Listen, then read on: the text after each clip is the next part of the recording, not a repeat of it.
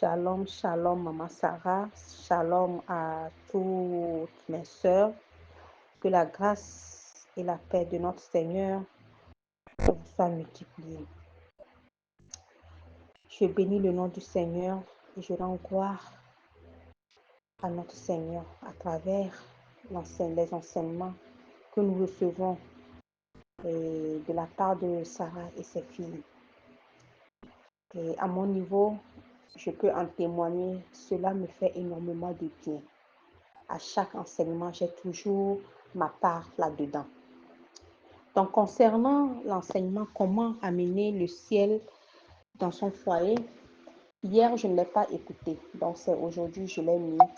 J'ai commencé par l'écouter. Je l'écoutais attentivement. Donc, Maman Sarah, tu nous disais comment gérer les problèmes quand il y a un problème dans nos foyers, de ne pas toujours indexer l'autre partie. Il ne faut pas qu'on se mette toujours à prier pour nos maris. Seigneur, change-le, Seigneur, change-le. Or, nous-mêmes, on n'a pas eu le temps de nous identifier, de nous examiner nous-mêmes.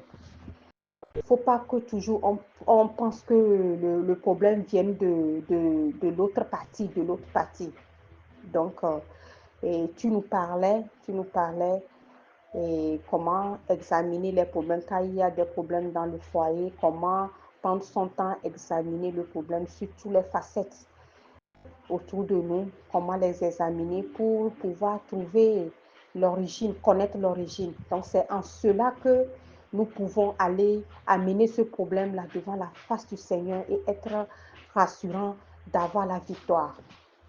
Donc, et en cela, et tu as donné l'exemple, le cadre de foyer où l'autre partie, c'est-à-dire l'époux, est un peu faible. C'est-à-dire que quand il y a des problèmes, et normalement, c'est les deux qui doivent s'entendre et se vaquer en prière pour pouvoir et mettre ce problème-là devant le Seigneur.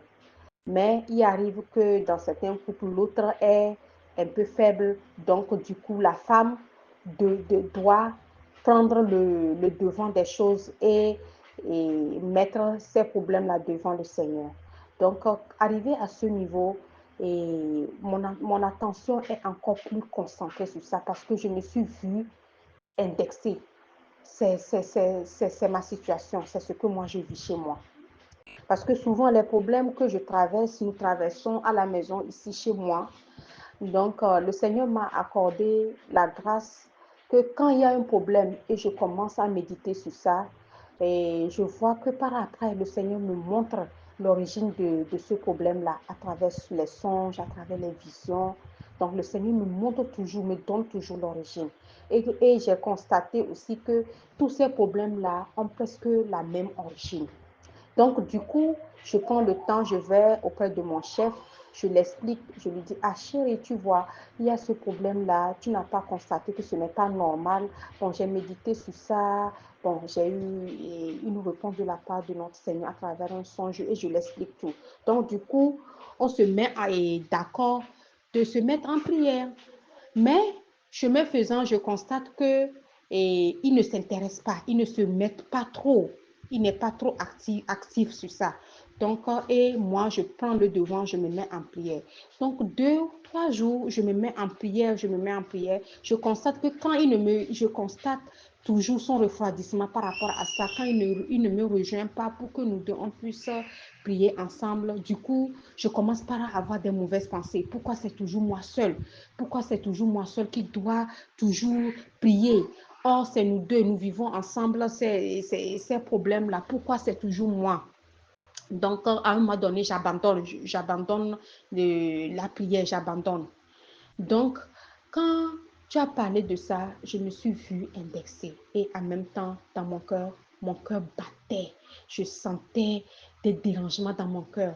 J'avais le désir de me repentir. Donc, en écoutant, au fur et à mesure que l'enseignement passait, je me repentais. Je demandais pardon, Seigneur. Seigneur, pardonne-moi. Pardonne-moi pour ces erreurs. Pardonne-moi, je demandais pardon. Et je sentais une présence en moi. C'est-à-dire que j'ai été envahie par le Saint-Esprit. J'étais vraiment visitée. Donc mon cœur battait, j'ai commencé par pleurer. Je pleurais, les larmes versaient, je pleurais. Je regrettais, je regrettais en moi-même que ce que je faisais, ce n'était pas normal. J'ai fini par comprendre à travers ça que ce que je faisais, ce n'était pas bon. Je ne devais pas le faire.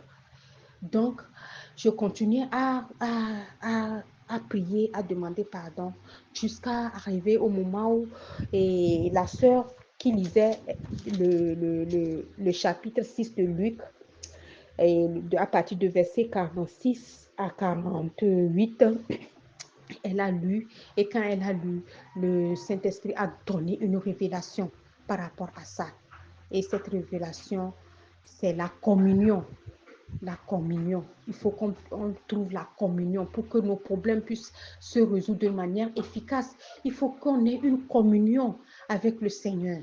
Il faut qu'on se mette toujours et devant le Seigneur. Il faut qu'on ait une communion avec le Seigneur. Donc, du coup, j'ai été visitée. J'ai été vraiment visitée. Je baillais. J'avais des bâillements. Les larmes, je pleurais, je regrettais.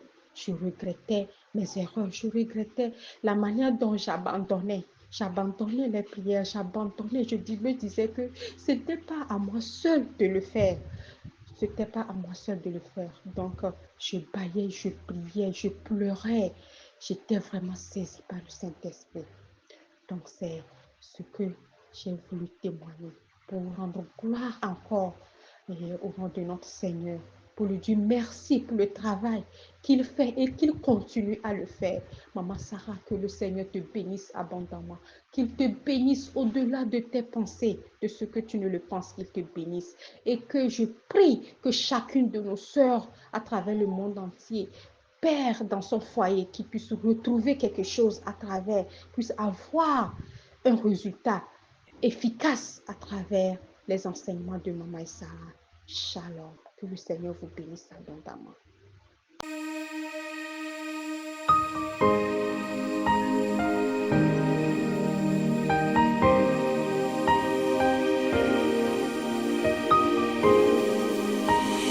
J, J, J, J.